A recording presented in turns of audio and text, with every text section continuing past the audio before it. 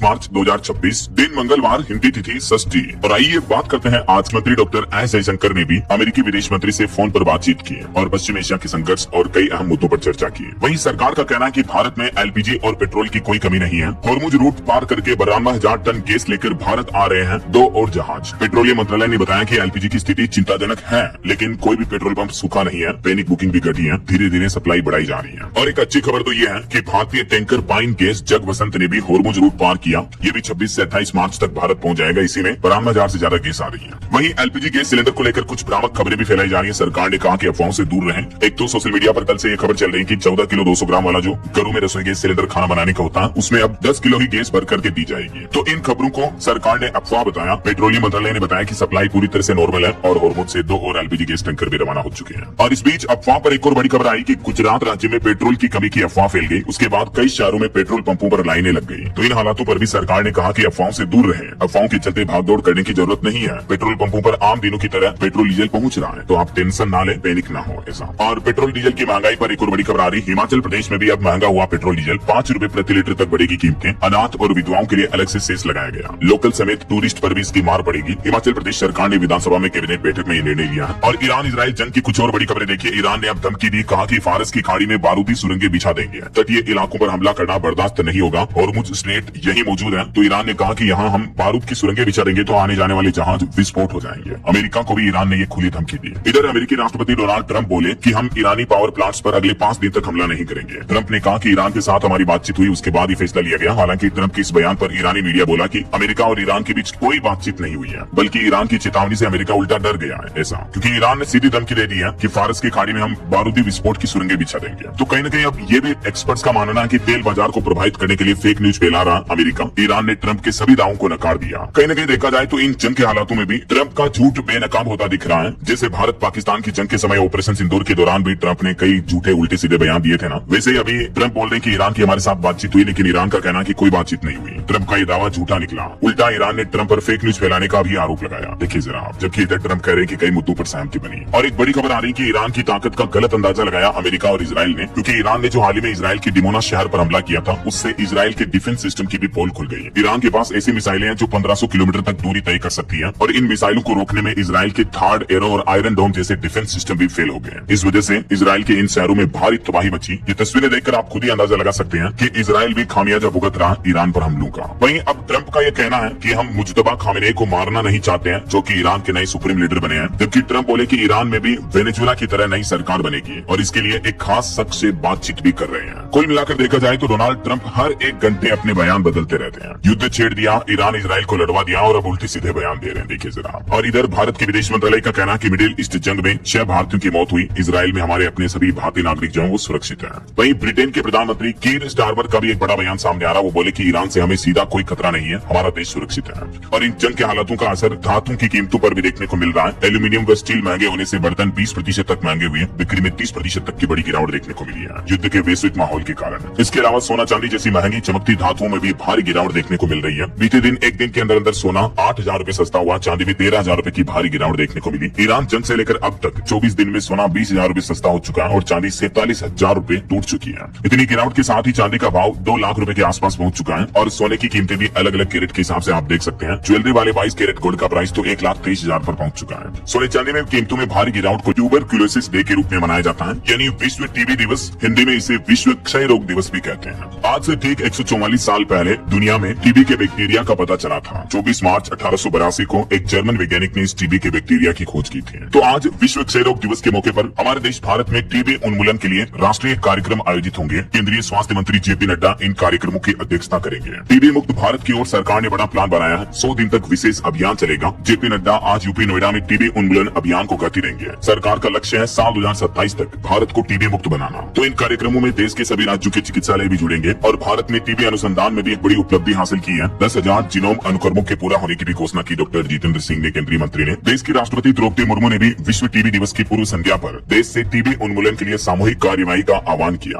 और आज केंद्रीय मंत्री जेपी नड्डा गौतम बुद्ध विश्वविद्यालय में ये टीबी दिवस के राष्ट्रीय कार्यक्रम की अध्यक्षता करेंगे, इसकी शुरुआत करेंगे। और भी देश के कई अलग अलग राज्यों में ये कार्यक्रम होंगे, जैसे उत्तर प्रदेश हमीरपुर में जागरूकता कार्यक्रम का आयोजन होगा। और टीबी के उपचार में कई राज्यों ने सफलता भी हासिल की है, जैसे उत्तर प्रदेश मेरठ में 26 ग्राम पंचायतें टीबी मुक्त घोषित होगी। 100 दिवसीय विशेष अभियान भी शुभारंभ होगा आज से ही। और ऐसे वैसे ही देखिए हरियाणा गुरुग्राम में भी टीबी उन्मूलन अभियान सफल रहा। 96 पंचायतें टीबी मुक्त घोषित हुई। वैसे पूरे हरियाणा राज्य में अब तक 2157 पंचायतें टीबी मुक्त घोषित हो चुकी हैं। अंबाला इसमें सबसे आगे है। यूपी बागपत में भी डेटा आ रहा कि जिले में 1500 सक्रिय मरीज हैं। 22 गाँव यहाँ भी टीबी मुक्त घोषित किए गए। फरुखाबाद में भी घर घर जाकर टीबी के मरीज खोजे जाएंगे। अगले 100 दिन तक अभियान चलेगा देश भर के अलग अलग राज्यों में, जिलों में। वहीं केंद्र सरकार ने आंकड़े जारी करते हुए बताया कि टीबी से निपटने के वैश्विक प्रयासों ने साल 2000 से लेकर अब तक अनुमानित 8 करोड़ लोगों की जान बचाई है। और आज के कुछ और बड़े इवेंट देखे दोस्तों। रामनवमी का त्योहार आने वाला और इस मौके पर उत्तर प्रदेश अयोध्या हाईवे पर आज से 27 मार्च तक भारी वाहनों का यातायात डायवर्जन रखा जाएगा। वहीं राजस्थान बोर्ड RBSE आज जारी करेगा 10वीं बोर्ड का परीक्षा परिणाम। 10 लाख से भी ज्यादा छात्र छात्राओं का इंतजार खत्म होने जा रहा। राजस्थान 10th बोर्ड का रिजल्ट आज आ जाएगा और इस साल पहली बार ऐसा होने जा रहा कि 12वीं बोर्ड से पहले 10वीं बोर्ड का रिजल्ट जारी किया जाएगा। तो जो भी स्टूडेंट अपना रिजल्ट चेक करना चाहते हैं दोपहर 1 बजे बाद राजस्थान बोर्ड के इस पोर्टल से आप डायरेक्ट लिंक से रिजल्ट चेक कर सकते हैं। चलिए अगला अपडेट है। आज 24 मार्च को OnePlus कंपनी अपना पावरफुल फोन लॉन्च करने जा रही है 15T। वहीं उत्तर प्रदेश में ईज ऑफ डूइंग बिजनेस को बढ़ावा देने के लिए मुख्यमंत्री योगी आदित्यनाथ आज 24 मार्च को लॉन्च करेंगे AI आधारित निवेश मित्र 3.0 योजना भी है। और यूपी में युवाओं के लिए नौकरी का भी मौका है। आगरा के डॉक्टर भीमराव अम्बेडकर यूनिवर्सिटी में आज रोजगार मेले का आयोजन होने जा रहा। झारखंड के जामताड़ा में भी ITI में 24 मार्च को विशाल रोजगार मेला लगेगा। और दिल्ली विधानसभा बजट सत्र के लिए तैयार हुई। आज 24 मार्च को पेश होगा बजट। AI चिट बोर्ड भी लॉन्च किया जाएगा दिल्ली सरकार द्वारा। दिल्ली की मुख्यमंत्री रेखा गुप्ता सरकार राजधानी का ये आज दूसरी बार बजट पेश करने जा रही है, जो कि 1 लाख करोड़ रुपए से ज्यादा का हो सकता है। पॉलिटिक्स से भी खबर है। मध्य प्रदेश कांग्रेस में प्रवक्ताओं के चयन के लिए आज से इंटरव्यू शुरू होंगे और पश्चिम बंगाल चुनाव को लेकर भी मुख्यमंत्री ममता बनर्जी का चुनाव अभियान आज से शुरू होने जा रहा है। वहीं आज दिल्ली के रामलीला मैदान में जन आक्रोश रैली निकालेंगे। सैकड़ों निर्माण मजदूर अपनी कुछ मांगों को लेकर आज इस जन रैली में शामिल होंगे। और मौसम विभाग ने भी चेतावनी दी कि आज 24 मार्च को उत्तर प्रदेश, दिल्ली समेत देश के 11 राज्यों में भारी बारिश और आंधी का अलर्ट है। 70 किलोमीटर की रफ्तार से हवाएं भी चलेगी। आगे मैं आपको बताऊंगा और भी पूरे मौसम समाचार विस्तार से। फिलहाल आगे बढ़ते खबरों में देखिए बड़ी खबर। पश्चिम एशिया संकट पर देश के प्रधानमंत्री नरेंद्र मोदी बोले कि होर्मुज का रास्ता रोकना हमें नामंजूर है। नागरिक एनर्जी ठिकानों पर जो हमले किए जा रहे हैं उनका भी प्रधानमंत्री ने विरोध किया। और पीएम बोले कि 41 देशों से आज भारत तेल और गैस इंपोर्ट कर रहा है। ईरान जंग पर बीते दिन लोकसभा में पीएम मोदी ने तकरीबन आधा घंटा से भी ज्यादा संबोधन दिया। इस दरमियान प्रधानमंत्री बोले कि इस जंग का असर लंबा रह सकता है, तो हमें तैयार रहना होगा। कोरोना काल में भी ऐसा ही संकट हम झेल चुके हैं। एकजुटता ही हमारी पहचान है। प्रधानमंत्री नरेंद्र मोदी ने कोरोना महामारी का उदाहरण देते हुए कहा कि अभी जो ईरान इजराइल युद्ध के कारण दुनिया में कठिन हालात बने हैं, तो कोरोना काल की महामारी के दौरान भी दुनिया में हम ऐसी ही चुनौतियों का सामना कर चुके हैं। पीएम मोदी ने कहा कि तेल गैस संकट के बीच अब 41 देशों से ऊर्जा उत्पाद आयात कर रहा भारत। इससे एक दिन पहले आपको बताऊंगा पीएम मोदी ने पश्चिम एशिया के हालातों को लेकर केंद्रीय कैबिनेट की हाई लेवल मीटिंग भी की थी। इसमें भी प्रधानमंत्री ने मंत्रियों को निर्देश दिया कि देशवासियों के लिए किसी भी जरूरी चीज की कमी नहीं होने देंगे।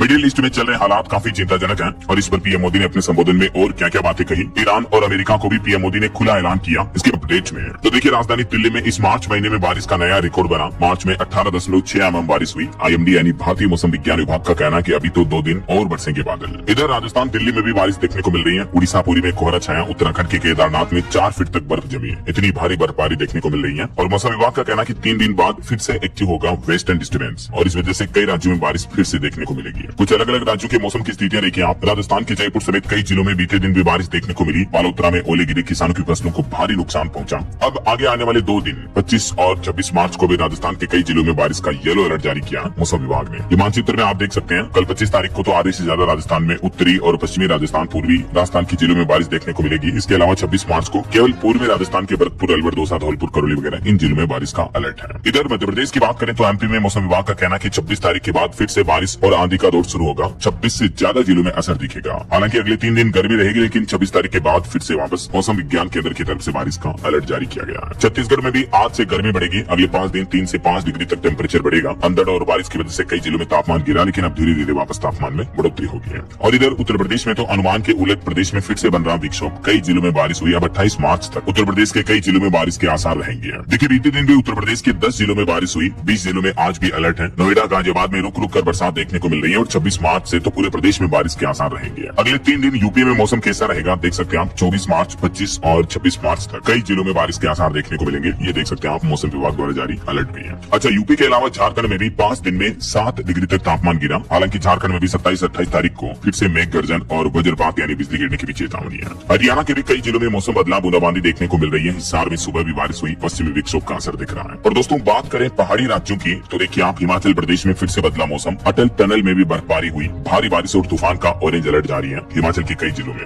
उत्तराखंड के लिए रुद्रप्रयाग और चमोली में बारिश हो रही है। 5 जिलों में बिजली गिरने की भी चेतावनी है। 50 किलोमीटर प्रति घंटा की रफ्तार से तेज हवाएं भी चलेगी। बाकी अगले 24 घंटों के दौरान देश भर में मौसम की संभावित गतिविधियां क्या रह सकती हैं, जिसकी जानकारी भी आप देख सकते हैं अगले 2 दिन 24 मार्च और 25 मार्च को पहाड़ी राज्यों समेत मध्य भारत के भी कई जिलों में कई राज्यों में बारिश देखने को मिलेगी, है ना। ये भारत के मानचित्र में आप देख सकते हैं ज्यादातर पूर्वी भारत के राज्य और दक्षिणी और कुछ मध्य भारत के राज्यों में भी आंधी तूफान बारिश का अलर्ट है। अच्छा, वैसे आप देखिए अगला अपडेट, इसी साल 2026 में रूस की यात्रा पर जाएंगे प्रधानमंत्री नरेंद्र मोदी और 2030 तक दोनों देशों के बीच यानी भारत रशिया के बीच होगा तकरीबन 100 अरब डॉलर का व्यापार भी। ये रूसी विदेश मंत्री की तरफ से बड़ी घोषणा की गई है पीएम मोदी के दौरे को लेकर। चलिए अगली खबर देखिए, बैंकिंग न्यूज से अपडेट आ रहा। बैंक ऑफ बड़ौदा ने महिलाओं के लिए शुरू की नई सर्विस, यूपीआई के जरिए मिल सकेगा लोन। देश की माताओं बहनों के लिए अच्छी खबर है, बैंक ऑफ बड़ौदा की तरफ से यह नई फैसिलिटी शुरू की गई है। अब यूपीआई के जरिए भी महिलाएं माताएं बहनें लोन ले पाएंगी। इस योजना के तहत जिन भी महिलाओं के पास जनधन खाता है वे 5,000 रूपए तक का ओवरड्राफ्ट लोन ले पाएंगी डायरेक्टली अपने फोन में यूपीआई ऐप के माध्यम से ही। इस सुविधा को एनपीसीआई, इंडियन बैंक्स एसोसिएशन और दीनदयाल अंत्योदय योजना के साथ मिलकर शुरू किया गया। इसका मकसद है गाँव की महिलाओं को आसान और सस्ता कर्ज उपलब्ध कराना। और खबर देखिए, यूपी कानपुर में कोडिन सिरप के अवैध बिक्री का मामला सामने आया। एसआईटी को मिली बिहार, झारखंड, बंगाल में 6 नई फर्में भी जो बच्चों के लिए घातक मौत वाला खांसी का सिरप बना रही थी। देखिए आप। वही खबर है, पंजाब राज्य को केंद्र सरकार ने बड़ा तोहफा दिया। अब नए रूट से दौड़ेगी अमृतसर कटरा वंदे भारत ट्रेन, इस नए रूट पर चलेगी। और बिहार के यात्रियों के लिए भी खुशखबरी है, कई स्पेशल ट्रेनें अब मई जून तक चलेगी। दिल्ली और हावड़ा रूट पर यह नई सुविधा मिलेगी। रेलवे ने यात्रियों की बढ़ती संख्या को देखते हुए यह प्लान बनाया है। कुछ और ट्रेनों की डिटेल जानकारी आप देख सकते हैं। चलिए बड़ी खबर देखिए, सीपीआईएम ने आरोप लगाया, कहा कि चुनाव आयोग के दस्तावेज पर बीजेपी की सील नजर आई तो बीजेपी पार्टी बोली कि यह निष्पक्षता पर सवाल है। चुनाव आयोग ने इस पर सफाई दी कि ये एक क्लेरिकल एरर है, मतलब क्लेरिकल मिस्टेक रह गई। देखिए आप। वहीं इधर राहुल गांधी वडोदरा में बोले कि मोदी 100% ट्रंप के कंट्रोल में है। उन्होंने दावा किया कि मोदी ने ट्रंप से कहा कि बिना पूछे किसी से तेल नहीं खरीदेंगे। और राहुल गांधी को एक बड़ी राहत मिली, गृह मंत्री अमित शाह पर अभद्र टिप्पणी के मामले में फिर टली सुनवाई। 27 मार्च को इस मामले पर अगली सुनवाई होगी कोर्ट में। वहीं सुप्रीम कोर्ट के जज बोले कि जुडिशरी हद से ज्यादा सख्त हो रही है, इसलिए लोग जेलों में सड़ रहे हैं। ये विकसित भारत का आदर्श नहीं हो सकता है। सुप्रीम कोर्ट के जज जस्टिस जो उज्जवल भुइयां, उन्होंने ये बयान दिया। और सुप्रीम कोर्ट में एक अनोखी याचिका भी लगाई गई कि सुप्रीम कोर्ट की बिल्डिंग पर राष्ट्रीय प्रतीक लगाने की मांग की गई इस याचिका में, लेकिन सुप्रीम कोर्ट ने इस याचिका को खारिज कर दिया। इस पर सुनवाई करते हुए सीजेआई बोले कि ये मामला न्यायिक नहीं है, बल्कि इसे प्रशासनिक स्तर पर देखा जाएगा। वहीं इधर कांग्रेस ने ब्रिक्स समिट को लेकर पीएम मोदी से सवाल किया, पूछा कि पश्चिम एशिया संकट पर समिट आगे क्यों नहीं बढ़ा रहे हैं विश्व गुरु। और खबर देखिए, केजरीवाल के महल शीश महल को लेकर विवाद हो रहा है। केजरीवाल के सरकारी बंगले पर 342% ज्यादा खर्च किया गया। केग रिपोर्ट में कई गड़बड़ियां उजागर हुई, काम पहले कराया, मंजूरी बाद में मिली। और खबर है, हरियाणा के फरीदाबाद में पाकिस्तानी जासूस अरेस्ट हुआ। ये पेट्रोल पंप पर पंक्चर की दुकान चलाता था और सैनिकों के फोटो पाकिस्तान भेजता था। हर फोटो पर इसे 6,000 रूपए मिलते थे। तो ये स्पाई जासूस पाकिस्तानी घुसपैठिया गिरफ्तार हुआ है। और खबर है, शंकराचार्य अविमुक्तेश्वरानंद ने बड़ी घोषणा की, बोले कि 2,18,000 सैनिकों की चतुरंगिनी सेना बनाएंगे। यूपी काशी में उन्होंने कहा कि गाय, शास्त्र और मंदिर की रक्षा करेंगे, पहले रोकेंगे, टोकेंगे और फिर ठोकेंगे। उत्तर प्रदेश के वाराणसी में शंकराचार्य की तरफ से यह बड़ी घोषणा की गई। और वहीं बॉलीवुड से खबर है दोस्तों, फिल्म धुरंधर 2 ने 4 दिन में ही 750 करोड़ का कलेक्शन किया। हालांकि तमिलनाडु में इस फिल्म पर बैन लगाने की मांग की जा रही है। मद्रास हाईकोर्ट तक पहुंच चुका मामला। और धुरंधर 2 में आर माधवन के सीन पर भी विवाद देखने को मिल रहा है। शिवसेना नेता ने गुरबाणी के अपमान पर उठाया सवाल। और वहीं धुरंधर 2 का रणवीर सिंह का गोस्ट लुक भी वायरल हो रहा। मेकअप आर्टिस्ट ने इनका ट्रांसफॉर्मेशन वीडियो भी शेयर किया। और खबर है, उत्तराखंड के यूट्यूबर UK07 अनुराग डोभाल की सेहत में अब सुधार हो रहा। वो बोले कि मुझे सगे माँ बाप से प्यार नहीं मिला, लेकिन फैंस के पेरेंट्स ने मुझे अनाथ नहीं होने दिया। एक्सीडेंट के बाद अब जाकर उन्होंने ये वीडियो शेयर किया। और आर्टिफिशियल इंटेलिजेंस पर एक रिपोर्ट सामने आ रही कि एआई के आगे आईटी इंडस्ट्री अभी भी टिकी हुई है। एआई कोई खतरा नहीं है, बल्कि आईटी फर्मों के पास 37 लाख करोड़ का मौका है आर्टिफिशियल इंटेलिजेंस के माध्यम से और ज्यादा ग्रोथ करने का। वहीं देखिए, बुजुर्गों और युवाओं को लेकर एक रिपोर्ट आ रही कि देश के बड़े शहरों में इंटर जनरेशनल कल्चर देखने को मिल रहा है। बुजुर्गों का छात्रों के साथ रहने का एक नया ट्रेंड सामने आ रहा है। इससे बुजुर्गों का भी अकेलापन दूर होगा। दिल्ली जैसे बड़े शहरों में ये पैटर्न देखने को मिल रहा है। आजकल बुजुर्ग और स्टूडेंट साथ साथ रह रहे हैं। और आपकी हेल्थ को लेकर भी एक रिपोर्ट सामने आ रही कि गर्मी के मौसम में अगर डिहाइड्रेशन हुआ तो ब्लड प्रेशर, बीपी बढ़ सकता है। जिन लोगों को हाई बीपी की समस्या तो गर्मी में वो विशेष ध्यान रखें। डॉक्टरों और हेल्थ एक्सपर्ट्स की चेतावनी है कि गर्मियों में अक्सर पानी की कमी से ब्लड वेसल्स सिकुड़ने लगती है, तो इसलिए हार्ट और बीपी के पेशेंट्स जरा ध्यान दें, भरपूर पानी पीते रहें, डिहाइड्रेशन की समस्या ना होने दें। चलिए खबर है, देश के सबसे बड़े एयरपोर्ट के लिए 5428 हेक्टेयर जमीन का अधिग्रहण किया जाएगा। 25,000 परिवारों का विस्थापन होगा। उत्तर प्रदेश के जेवर में जो नोएडा इंटरनेशनल एयरपोर्ट बन रहा है, उसके लिए इतनी जमीन अधिग्रहित की जा रही है। ऐसा वही खबर है, रेस्टोरेंट, ढाबा और होटलों को अब नहीं होगी गैस सिलेंडर की कमी, बस OMC में कराना होगा रजिस्ट्रेशन। OMC यानी ऑयल मार्केटिंग कंपनियों में अब पंजीकरण करना अनिवार्य होगा। बिहार पटना में ये प्रशासन ने नया आदेश दिया। यह कदम घरेलू गैस के दुरुपयोग को रोकने के लिए उठाया गया है। वही खबर है, PMUY यानी प्रधानमंत्री उज्ज्वला योजना से भी देश में लगभग हर घर तक पहुंचा LPG कनेक्शन। करीब 10.5 करोड़ उज्ज्वला कनेक्शन अब तक हमारे देश में हो चुके हैं। केंद्र सरकार की तरफ से आंकड़े जारी किए गए LPG संकट के बीच। वही देखिए, दिल्ली सरकार ने बजट सर्वे में आंकड़े जारी करते हुए बताया कि राजधानी में प्रति व्यक्ति की आय सालाना 5,31,000 के पार पहुंच चुकी है। मुख्यमंत्री रेखा गुप्ता बोले कि यह आंकड़ा राष्ट्रीय औसत से 2.5 गुना ज्यादा है। वहीं दिल्ली में विकास दर भी 9% से ज्यादा रही। प्रति व्यक्ति आय इतनी होने की उम्मीद है। विधानसभा में आर्थिक सर्वेक्षण पेश किया। दिल्ली सरकार ने बजट से पहले। और खबर है अब IFMS 3.0 में BOQ पर GST अलग दिखाना अनिवार्य होगा। राजस्थान के वित्त विभाग की तरफ से यह परिपत्र भी जारी किया गया। 1 अप्रैल 2026 से ये राजस्थान में नया नियम लागू होगा। अच्छा, वैसे अप्रैल से हमारे देश में और भी कई सारे बदलाव, नए नियम लागू होने जा रहे हैं। कुछ हाईलाइट्स देखिए, जिससे आप 1 अप्रैल से ही बदल जाएंगे नियम। QR कोड से ATM से पैसा निकाल पाएंगे। HDFC बैंक ये नई सुविधा शुरू करने जा रहा। हालांकि अप्रैल के बाद से लिमिट से ज्यादा ट्रांजेक्शन करने पर आपको 23 रुपए प्लस GST एक्स्ट्रा चार्ज भी देना पड़ेगा। इसके अलावा बिहार में देखिए, सरकारी स्कूलों में 1 अप्रैल से अनिवार्य होगा कंप्यूटर कोर्स भी। बिहार शिक्षा विभाग की तरफ से नया पाठ्यक्रम भी बनाकर तैयार कर लिया गया है। वहीं अब सिर्फ पिन से नहीं होगा पेमेंट। भारतीय रिजर्व बैंक RBI ने भी ऑनलाइन ट्रांजेक्शन को सिक्योर करने के लिए एक नियम बदल दिया है और 1 अप्रैल 2026 से ही भारत में पेमेंट करने का तरीका पूरी तरह से बदल जाएगा। रिजर्व बैंक ने बैंकिंग डिजिटल फ्रॉड रोकने के लिए अब दोहरी सुरक्षा अनिवार्य कर दिया है, यानी 2 स्टेप वेरिफिकेशन कंप्लीट करना होगा हर डिजिटल पेमेंट के लिए। बायोमेट्रिक और डायनेमिक दोनों तरह के वेरिफिकेशन जरूरी होंगे। ये सिस्टम OTP की कमजोरी को दूर करेगा। इसके अलावा भी अगर डिजिटल फ्रॉड से, साइबर क्राइम, साइबर फ्रॉड से आपका बैंक में पैसा डूबा तो बैंकों को हर्जाना भरना होगा। रिजर्व बैंक ने ये भी सख्त चेतावनी दी है कि ग्राहकों को उनके अधिकार मिलने चाहिए। ऐसा तो ये कुछ न्यू रूल्स आपको 1 अप्रैल से ही देखने को मिलेंगे। बहरहाल अभी तो अपन कुछ और महत्वपूर्ण और काम की खबरें देखेंगे दोस्तों, लेकिन फिलहाल वक्त तो चला है आज के ताजा मौसम समाचार जानने का। और बढ़ते खबरों में कुछ मार्केट अपडेट्स पर नजर डाल लेते हैं। देखिए दोस्तों, बीते दिन भारतीय शेयर बाजार में भारी गिरावट देखने को मिली। सेंसेक्स 1837 अंक गिरकर 72,696 पर पहुंचा। निफ्टी भी 602 अंक टूटा। और सोने चांदी के भाव में तो 40 साल की सबसे बड़ी साप्ताहिक गिरावट देखने को मिली। मैंने आपको बताया था अपडेट भी। वहीं खबर आ रही कि एक महीने में शेयर मार्केट में गिरावट के चलते 51 लाख करोड़ रुपए साफ हो गए। अमेरिका, ईरान और इजराइल के बीच जो युद्ध चल रहा है, इस वजह से भारतीय शेयर बाजार में भारी गिरावट हुई है और निवेशकों के लाखों करोड़ रुपए स्वाह हो गए। वहीं भारतीय रुपया भी डॉलर के मुकाबले 94.01 के सबसे निचले स्तर पर बंद हुआ। इतनी बड़ी गिरावट देखने को मिली इंडियन करेंसी में भी। चलिए मार्केट अपडेट्स के बाद आगे बढ़ते हैं खबरों में। देखिए अगली बड़ी खबर, अब पैरासिटामोल दवाई भी सुरक्षित नहीं है। सरकार ने इसकी बिक्री पर रोक लगाई। 90 तरह की दवाओं की जांच की जाएगी। DGCI यानी भारत के औषधि महानियंत्रक की तरफ से 90 तरह की FTC दवाओं पर देशव्यापी कार्रवाई शुरू कर दी है, जिसमें पैरासिटामोल, अक्सर हमें बुखार वगैरह आती, दर्द हो रहा तो हम ये दवाई ले लेते हैं, लेकिन इस पर भी अलग अलग तरीके की दवाओं पर सरकार ने रोक लगाने का आदेश दिया है। कौन कौन सी दवाएं जांच के घेरे में है, कुछ दवाओं के नाम और लिस्ट भी आप देख सकते हैं। वहीं किसानों की कर्ज माफी को लेकर वित्त मंत्री निर्मला सीतारमण ने क्लियरली जानकारी देते हुए बताया कि अभी सरकार का पूर्ण कर्ज माफी का कोई प्रस्ताव नहीं है। खुद वित्त मंत्री ने लोकसभा में इस बात की जानकारी दी, यानी किसान कर्ज माफी से फिलहाल केंद्र सरकार ने सीधा सीधा इनकार कर दिया है। हमारे देश भर के लाखों करोड़ों किसानों पर अभी काफी बड़ा कर्जा है। देखिए आप अकेले राजस्थान में ही लगभग 2 लाख करोड़ रुपए का कर्ज बाकी है किसानों पर। ओके, और चलिए आगे बढ़ते खबरों में। देखिए आप अगला अपडेट, यूपी कैबिनेट बैठक के कुछ बड़े फैसले। उत्तर प्रदेश में अब जमीन के लैंड यूज के लिए नक्शा पास कराना ही काफी होगा। गेहूं की खरीद का मूल्य MSP 160 रुपए बढ़ाया गया। किसानों को यह बड़ा तोहफा दिया। इसके अलावा यूपी गोरखपुर में सोलर सिटी बनाई जाएगी। और भी कैबिनेट बैठक में टोटल 35 प्रस्ताव पास किए गए हैं। मुख्यमंत्री योगी आदित्यनाथ की अध्यक्षता में ये कैबिनेट बैठक हुई और इसमें 37 में से 35 प्रस्तावों को पास कर दिया सीएम योगी ने।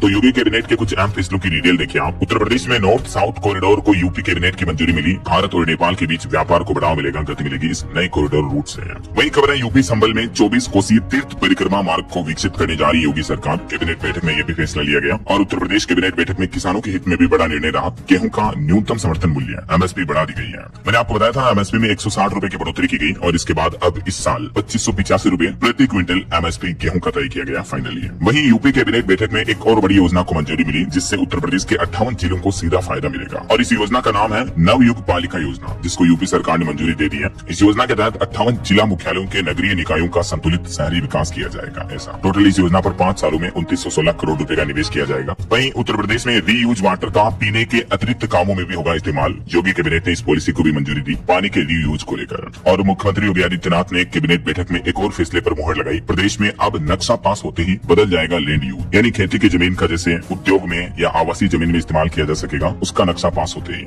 अब अलग से भू उपभोग बदलवाने की जरूरत नहीं पड़ेगी। ऐसा यूपी सरकार ने ये भी नया आदेश जारी कर दिया है। बाकी और भी दोस्तों यूपी कैबिनेट बैठक में ये कुछ और अन्य बड़े फैसलों पर मुहर लगी, जिनके पॉइंट्स और डिटेल्स भी आप देख सकते हैं। ओके, और चलिए आगे बढ़ते खबरों में। कुछ दुर्घटनाओं और बड़े हादसों से जुड़ी खबरें देखिए आप। कोलंबिया का यह मामला है। 110 सैनिकों को लेकर जा रहा कोलंबिया का मिलिट्री प्लेन क्रैश हो गया। रेस्क्यू टीम मौके पर पहुंची और अब तक बताया जा रहा है कि इस कोलंबिया के वायुसेना के विमान क्रैश में एक की मौत हुई, 77 लोगों को जिंदा निकाला गया। टोटल 125 कोलंबियाई सैनिक इस विमान में सवार थे। टेक ऑफ के दौरान ये बड़ा हादसा हुआ। हालांकि इसमें मरने वालों की संख्या और भी बढ़ सकती है, क्योंकि फिलहाल सिर्फ 77 सैनिकों को रेस्क्यू करके हॉस्पिटल में भर्ती कराया गया है। और वहीं अमेरिका में भी देखिए, ट्रक से टकराया विमान, 2 पायलटों की मौत हो गई, 100 से ज्यादा यात्री भी घायल हो गए। अमेरिका के न्यूयॉर्क शहर का ये मामला है। न्यूयॉर्क एयरपोर्ट पर प्लेन और ट्रक की टक्कर हुई, जिसमें दोनों पायलटों की मौत हो गई। Air traffic controller stop stop चिल्लाता रहा, लेकिन विमान रुक नहीं पाया। इस विमान में 72 यात्री सवार थे, तो कई यात्री भी घायल हो गए। वहीं भारत में भी कुछ बड़े हादसों की खबरें देखिए आप। उत्तर प्रदेश के प्रयागराज में पूर्व मंत्री का कोल्ड स्टोरेज ढह गया, जिसमें 4 श्रमिक श्रमिकों की मौत हो गई। मलबे में दबे 17 लोगों को बाहर निकाला गया।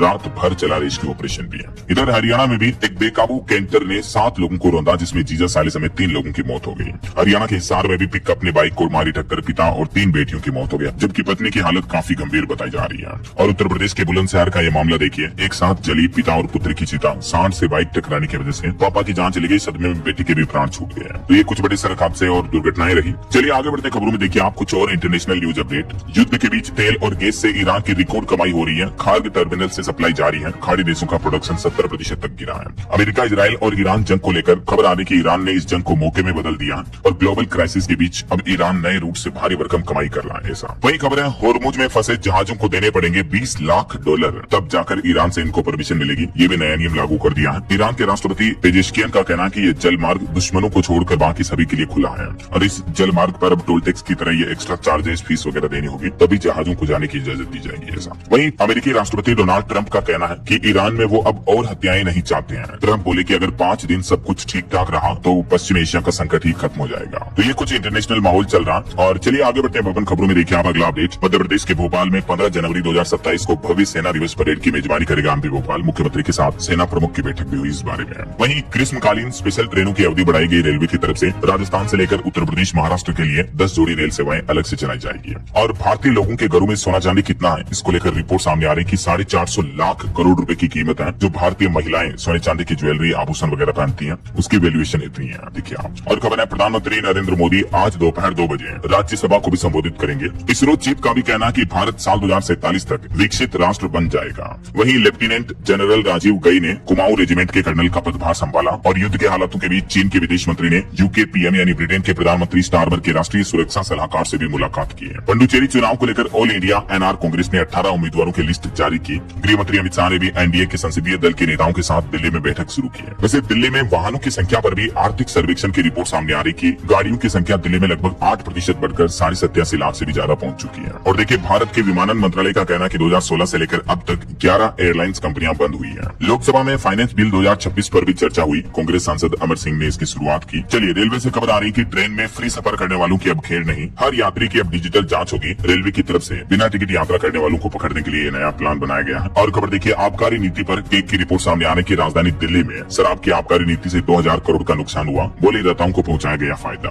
पीएससी ने केक रिपोर्ट में डेटा जारी किया है। वहीं दिल्ली के आर्थिक सर्वेक्षण में सरकार का कहना है कि राजधानी में अस्पतालों में 1288 बेड बढ़े हैं। 2025 में 5 लाख से ज्यादा संभाली गई इमरजेंसी कॉल भी है। आज दिल्ली का बजट भी आएगा तो देखते हैं क्या क्या अपडेट आते हैं। वहीं दिल्ली हाईकोर्ट का एक बड़ा आदेश देखिए। जंतर मंतर प्रदर्शन केस में ट्रायल पर रोक लगाई गई। राहुल गांधी, अखिलेश समेत कई नेताओं को राहत दी। उत्तराखंड के मुख्यमंत्री पुष्कर सिंह धामी ने एक साफ संदेश देते हुए कहा कि मदरसों को जिहादी मानसिकता पनपाने वाले अलगाववादी केंद्र हम नहीं बनने देंगे। वहीं हिमाचल प्रदेश में पंचायती राज संशोधन विधेयक 2026 के ड्राफ्ट को मंजूरी मिली। चिट्टा तस्करी करने वाले अब नहीं लड़ सकेंगे चुनाव भी। मध्य प्रदेश मोहन यादव की कैबिनेट बैठक में कुछ और बड़े फैसले भी लिए गए। देखिए ओबीसी युवाओं की सूर्य संकल्प योजना शुरू हुई। कर्मचारियों का डीए यानी महंगाई भत्ता बढ़ाकर 58% कर दिया है। चलिए अगला अपडेट देखिए। महिला आरक्षण लागू करने की तैयारियां तेज हुई। परिसीमन से पहले सरकार ला सकती है 2 नए बिल। केंद्र सरकार इसको लेकर भी कदम बढ़ा रही है। वहीं मार्केट से खबर है, इंडिगो कंपनी ने एयर इंडिया के पूर्व एमडी आलोक सिंह को बड़ी जिम्मेदारी दी। अब ये इंडिगो के सीएफओ बनेंगे। वहीं देश के दिग्गज प्राइवेट सेक्टर के बैंक एचडीएफसी के निवेशकों को बड़ा नुकसान हुआ। 3 दिन में 1.5 लाख करोड़ रुपए डूबे। भारतीय इस प्राइवेट सेक्टर के बैंक के स्टॉक में बड़ी गिरावट के चलते हैं। चलिए खबर है, हिमाचल प्रदेश की विरासत को मिलेगी ग्लोबल पहचान। चंपा की चुक और सिरमौरी अदरक समेत 4 उत्पादों की होगी जीआई टैगिंग। इन 4 उत्पादों की जीआई टैग की जाएगी।